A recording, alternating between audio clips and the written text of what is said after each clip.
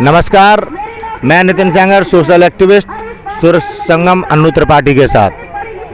1950 नेहरू जी के शासनकाल में अपनी जाति से इनको बाहर कर दिया गया। आज ये आज़ाद भारत में पिछले 75 सालों से इनके पास कोई जाति का प्रमाण पत्र नहीं है। वोट देने का अधिकार है, वोट दे सकते हैं, लेकिन इनके पास कोई जाति का प्रमाण नहीं है। और ये ना होने के कारण ना इनके पास नौकरी है, ना इनके पास हमारे देश में कोई सुविधा है। ये गिनती में ही नहीं है, इनकी गिनती ही नहीं है किसी भी प्रकार से। बच्चों के भविष्य किस प्रकार से चौपट है, पीड़ा मैं इनके मुंह से ही सुनवाऊंगा। आदरणीय मोदी जी सबका साथ, सबका विकास, सबका विश्वास की बात करने वाले, जिन पर इन लोगों ने विश्वास किया और एक तरफा वोट किया, परिणाम आपको पता है कि किस तरह से आदित्यनाथ योगी जी की सीटें निकली उत्तर प्रदेश में। किस प्रकार से जब नरेंद्र मोदी जी ने 2014 में चुनाव लड़ा था तो उत्तर प्रदेश ने 72 सीटें निकाल के दी थी, यानी कि एमपी जो 80 में से 72 एमपी यहाँ से निकले थे। तो इस तरह से मोदी जी पर विश्वास करके इस समाज ने एक तरफा भारतीय जनता पार्टी के लिए मतदान भी किया। 370 हटा दी मोदी जी ने, वाहवाही है पूरे देश में। राम मंदिर निर्माण कर दिया मोदी जी ने, वाहवाही है पूरे देश में। ये तो ऐसा मुद्दा भी नहीं था जिसमें कोई विपक्ष टांग अड़ा रहा हो। केवल और केवल इस समाज को सूचीबद्ध करना है, सूचीबद्ध करना। और ये इतना छोटा सा काम आदरणीय मोदी जी नहीं कर पा रहे हैं। इसके पीछे क्या वजह है? इतनी बड़ी जनसंख्या, जिनका मतदान का कम से कम 20 से लेकर 25 लाख वोटर हैं, जो पूरी पश्चिमी यूपी में बड़ी तादाद में इनकी जनसंख्या है, उसके बावजूद सुनवाई नहीं है। आश्वासन देते हैं नेता, हर बार चुनाव आने पर हर पार्टी का नेता सूचीबद्ध करेंगे, सूचीबद्ध करेंगे। इनको पिछले 70 सालों से बहलाता चला रहा है। इनकी वास्तविक पीड़ा आज आपको इनके मुख से सुनवाता हूं मैं। हाँ चाचा जी, आप? मेरा नाम चंद्रपाल सिंह अहिरिया, युवा अहिरिया समाज सेवा समिति का अध्यक्ष हूँ। 11 अगस्त 1950 से आज तक उत्तर प्रदेश की किसी भी सूची में ये अहिरिया जाति दर्ज नहीं है। 11 अगस्त 1950 से पहले अहिरिया जाति उत्तर प्रदेश की एससी की सूची में दूसरे नंबर पर थी। और 11/8/1950 को 4 जाति निकाली। 4 जाति में अहिरिया, खटी, कोरी, थारू। अहिरिया जाति को छोड़ के खटी कोरी जाति 1956 में वापस ले ली। थारू जाति 1967 में जनजाति में वापस ले ली। अहिरिया जाति आज तक किसी में वापस नहीं ली है। अब हम यहाँ 29/9/2021 को पहले आए थे 5-6 हज़ार के करीब अहिरिया समाज से जीपीओ पार्क से इको गार्डन तक पैदल आए। तो यहाँ के जो प्रशासन ने हमें डायरेक्टर महोदय समाज कल्याण से मिला दिए। उनने हमें 15 दिन का समय दे दिया। 15 दिन का समय देखते देखते हमें 40 दिन हो गए। तो जब कोई हमारा ज्ञापन या क्या कोई हमारा प्रस्ताव सेंटर को नहीं गया, तो 29/11/2021 को फिर हम यहाँ पे आ बैठे हैं और यहाँ से लगातार हैं। वैसे हमें 2.5 महीना के करीब यहाँ पे दुखी होते हुए बैठ गए हैं। और यहाँ के जो बाबू हैं, आईएएस बाबुओं के ऊपर छोड़ देते हैं हमारा मैटर, और बाबू अपनी मनमर्जी करते हैं। बाबू इतने हरामी हैं कि बाबू कुछ अंदर से चाह रहे हैं, वो बिना चाहे कुछ करेंगे नहीं। और हमारा गरीब समाज है, हम उनको कहाँ से नोट दें? तो मैं आपसे यही आग्रह करता हूं कि माननीय मुख्यमंत्री महोदय तक हमारी ये बात पहुंच जाए, तो उनके सामने 10 मिनट बात हो जाए, तो हमें इनका आईएएस और ये जो शोध संस्थान के बाबू हैं, इनका चिट्ठा खोलना चाहता हूं और मुख्यमंत्री महोदय से इनको बर्खास्त करा दूंगा। क्योंकि हमारा 29/9/2021 से हमें ये 3 दिन भेज रहे हैं, 3 दिन भेज रहे हैं, 3 दिन भेज रहे हैं।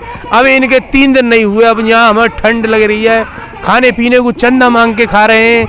अब कितना ठंड है, जो आदमी घर में सोता है, हम चौड़े में सो रहे हैं, तो हम दुखी तो हैं। अब दुखी होने से मेरा समाज इतना बिखर गया है कि विधानसभा पे डेली बवाल कर रहा है, डेली कर रहा है। वहाँ से पुलिस प्रशासन इतना तगड़ा है, गाड़ी में भर के यहाँ पटक देते हैं। यहाँ कौन हमारी सुनना है? ये इको गार्डन है, ये गार्डन था, लेकिन आदित्यनाथ योगी जी की सरकार ने इस गार्डन को ना जेल बना दिया है। जो भी उत्तर प्रदेश में, लखनऊ में आके आंदोलन करता है, उसको यहाँ पर डाल दिया जाता है। ना खाने की सुविधा, ना पीने की सुविधा, कोई भी सुविधा उत्तर प्रदेश सरकार की ओर से यहाँ पर नहीं है। केवल यहाँ पर लाकर आंदोलनकारियों को, जो लोग अपनी आवाज़ उठाते हैं, उन्हें यहाँ पे लाके बंद कर दिया जाता है और पुलिस बाहर लगी हुई है। ये समझने का प्रयास करें। अन्न बांट रहे हैं साहब, राशन दोगुना कर दिया है। किस प्रकार से आप देखिए हमारे देश में राजनीति की जा रही है। एक तरफ राशन दोगुना कर दिया है, दूसरी तरफ जो लोग अपने हक के लिए लड़ रहे हैं उन लोगों को एक गार्डन में जेल की तरह भर दिया गया है और कोई खाने पीने की व्यवस्था नहीं। ये दोहरा चरित्र किस प्रकार का? ये अहिरिया समाज पिछले कई दिनों से, 100 दिन से ज्यादा दिन हो गए, यहाँ पर बैठा हुआ है और इस समाज के लिए कोई किसी भी प्रकार की व्यवस्था नहीं है। ना यहाँ कोई टेंट लगा है, ऐसी पेड़ों के नीचे ठंड में ये लोग किस प्रकार से अपना समय काट रहे हैं, इस चीज को हमारे उत्तर प्रदेश के नागरिकों को समझना चाहिए। ये कितनी गंभीर संघर्ष से गुजर रहे हैं। छोटी सी मांग है कि जो इनको 1950 में अपनी जाति की सूची से बाहर निकाल दिया गया था, ये केवल वहीं जाना चाहते हैं जहां से आए, और कोई मांग भी नहीं है। 3 जातियां और थीं, इनके अतिरिक्त उनको वापस ले लिया गया, सूचीबद्ध कर दिया गया। ये आज तक अपने अधिकार के लिए लड़ रहे हैं। कोई धारा 370 इतना बड़ा कांड तो है नहीं, कोई राम मंदिर वाला मुद्दा तो है नहीं। छोटा सा काम है, एक कलम चलाने से हो जाएगा, लेकिन सबका साथ, सबका विकास और सबका विश्वास कहाँ है भैया, पता नहीं है। और कोई अपनी बात रखना चाहेगा? धर्मेंद्र वकील साहब जी आज विधानसभा को घेरने के लिए गए हुए थे कुछ लोग, फिर आगे आज लोग गए थे केवल योगी बाबा से मिलने के लिए कि वो शायद वो हमारी सुने, लेकिन प्रशासन इतना मजबूत है कि वहाँ सारे लोगों को भर के नहीं यहाँ डाल दिए।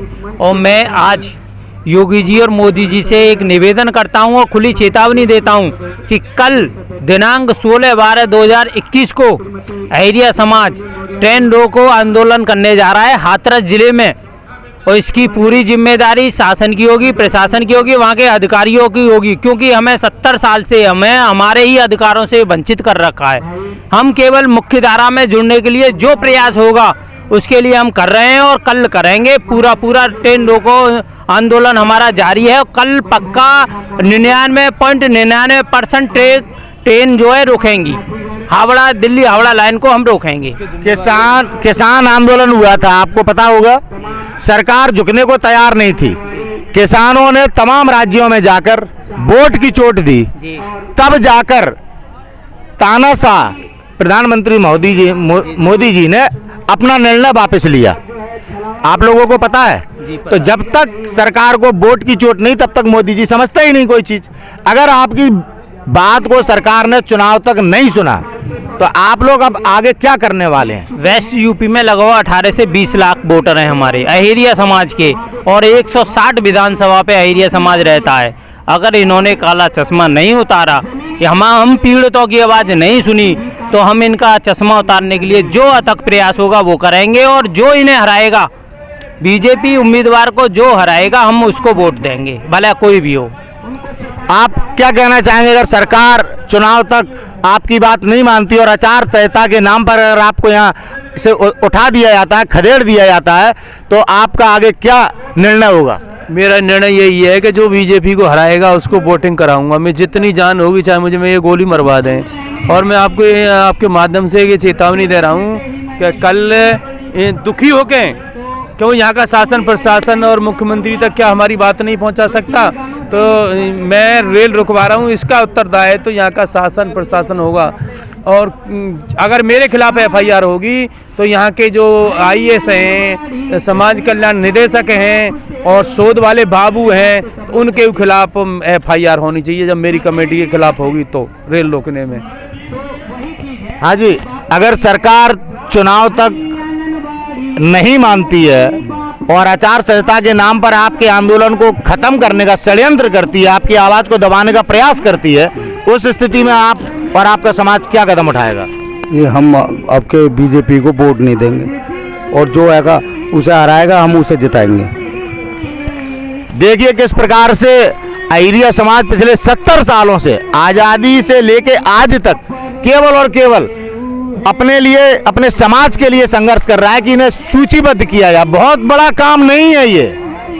इनके साथ 3 और जातियां जो बाहर की गई थी उनको सूचीबद्ध कर लिया गया है। ऐसा क्या प्रमुख कारण है कि इतने बड़े समाज को हमारे देश की सरकार सूचीबद्ध नहीं कर रही है? क्या कोई कारण है?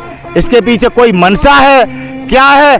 वे तो सरकार ही जाने, लेकिन समाज के लोग आज एकजुट होकर अपने बच्चों के भविष्य के लिए लड़ रहे हैं और उम्मीद करता हूं कि ये अपना हक लेकर ही जाएंगे। हाँ, आप नौजवान हैं, कुछ कहना चाहेंगे? जी, मैं संजीव कुमार अहेरिया।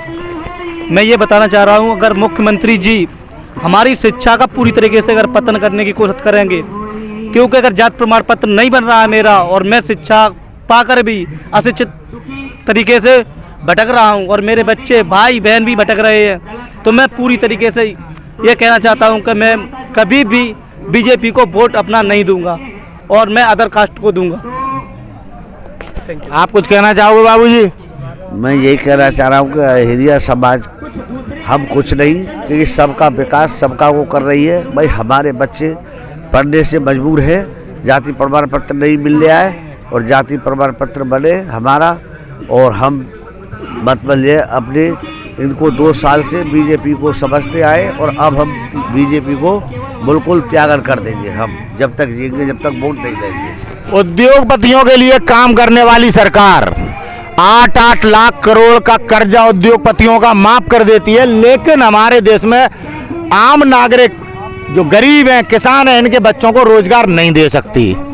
उद्योगपति जो भाग जाते हैं देश छोड़ के, उनके लिए सरकार कार्य कर सकती है, उनके भगोड़ों के कर्जे माफ कर सकती है, लेकिन इस देश के 20 लाख से ज़्यादा लोग जो अपने लिए, अपने समाज के लिए जो लड़ रहे हैं कि उन्हें सूचीबद्ध किया जाए, सरकार वो नहीं कर सकती है। सबका साथ, सबका विकास और सबका विश्वास, क्या यही है? मेरे उत्तर प्रदेश के नागरिकों से हाथ जोड़ के निवेदन है कि साथियों, अपने हकों के लिए हमें लड़ना है और हमें ऐसे नेता को चुनना है जो वास्तविकता में सबके साथ खड़ा हो, जो सबकी समस्याओं का समाधान करे। जय हिंद, भारत माता की जय।